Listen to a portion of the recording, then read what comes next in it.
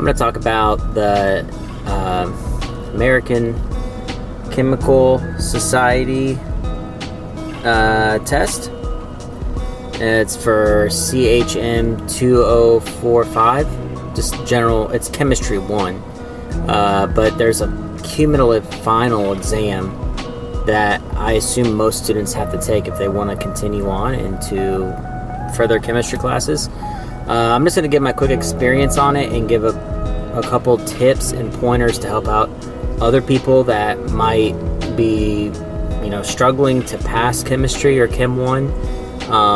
For some people, chemistry comes really natural, kind of like math. Some people can just not study for it and just fly and pass with an A with flying colors.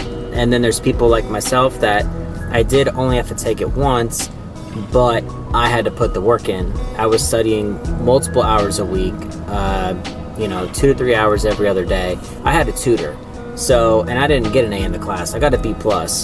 But the final, the reason why I'm talking about the ACS final is because the final is what gave me that B+. I had an A and it actually dropped me a little bit because I ended up getting I passed with a B- on my final. And I want to talk a little bit about more exactly with how to have a better chance to do better than me. Just some tips that I've figured out and saw on the test and things that I will tell any new students that are coming in to take that final. I would highly recommend to do the best you can in your class, just because if you go in with a C in the final, I'd be nervous.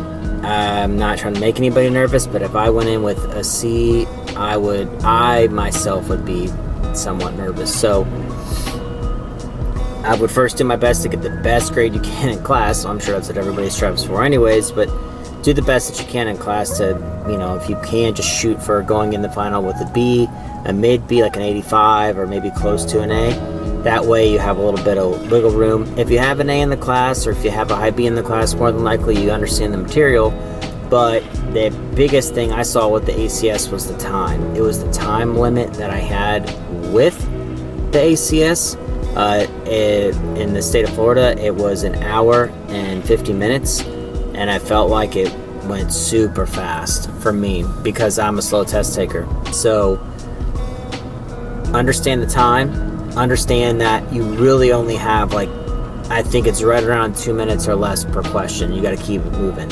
If I had to redo my final, I couldn't finish towards the end. I had to start guessing. I guessed on 15 questions, which I would have gotten a better grade if it wasn't for that, but this just is what it is. So the next time, if I have to take another ACS at any time, if I have to take one for chemistry 2, I'm not sure, but if I do, or any standardized testing like that, keeping in mind the time, reminding myself way beforehand, time, the time really does matter. And if I don't know something, just keep going. Don't sit there and think and try to recall, and if I don't know it, then I just don't know it.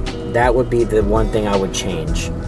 Also, the second thing, keep in mind, for me, I felt like that test was out to trick you, because when you were doing certain questions regarding stoichiometry or thermochemistry and enthalpy and heat change and stuff like that, when you're doing your equations, a lot of times there's chemical equations. You guys would know if you're in this course, that there's chemical equations with the question that you're being asked. So you always want to keep in mind coefficients and know how many of what you have in the final equation. That way, if you have to take your answer, you'd have to multiply it by 2 or divide or whatever you have to do to get the final answer. A lot of times that test, what I saw was it'd give you the partial answer. So you get in, you get halfway done, you think, oh, I'm done. Check your equation, because if you didn't check it, they're going to have that answer and you're going to put it down and get it wrong, compared to if you look back at the equation and did the full question, then you'd get it right. So you have to finish the questions. That was also something I noticed, especially going halfway through. I was like, man, half these questions here almost had me doubting myself a lot of the times, because I'm like, well, I still have to do this and this, and all a couple of these answers are right. So it is a little tricky. It is 100% tricky. Just keep that in mind. Also, the third thing that I did do, and it did help, is just buy the ACS study guide. They'll have it at your local bookstore. If you're at school, whatever college you're in, they'll more than likely have it. Sometimes the students have like old copies. I had that too, and then just get passed around for free. Or even the teachers can have them too, and they'll give them out. So if you do have the option to do that, please do that. That is going to be your closest resemblance of the test. My teacher was a great chemistry teacher, but her testing, she went over all the material that was on the ACS, but the questions, like the way she asked the questions, were not that way on the test. The test questions were harder, they were trickier. Her test questions were easier. Obviously, she wants her students to pass, you can tell. So keep in mind that that's why you want to do the best you can and take advantage if you have an easier teacher. Because take advantage of getting the best grade you can beforehand. Do your homework, show up on time, get your work done, do your extra credit, do all that stuff. That way when you go into the ACS final, you have a little bit of wiggle room. If I wouldn't have given myself all that time beforehand, a little wiggle room, I would have more than likely have failed it. So keeping those things in mind.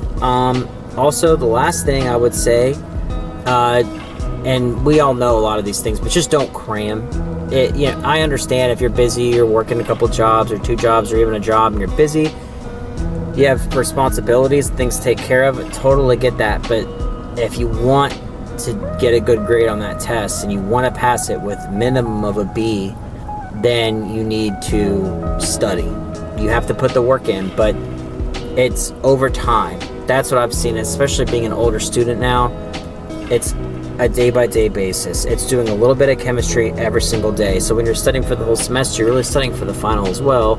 So when you get to the final, you're not having a cram because you've gone over everything and you already understand everything. So when you're sitting there at night and you're cramming for a test and you're just trying to shove a bunch of information in, personally, I wouldn't waste my time. That's just, and I know it sounds kind of like harsh to some people, and I'm not trying to be that way, but I think for someone, if I'm talking to myself, which I am, if I'm talking to myself, telling myself again, no, you have to study. You have to continue to study.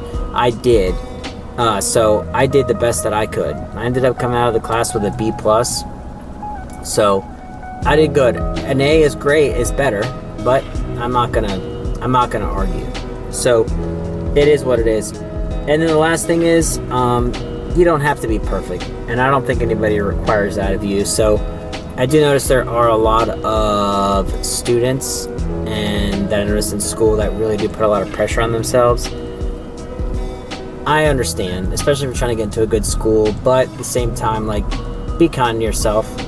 That, especially when you go into a test and you have massive anxiety, it doesn't help. So these are some things that have helped me. When I took my ACS, I passed it on the first time. I passed Chemistry 1 on the first time. And I hope that some of these tips could help you.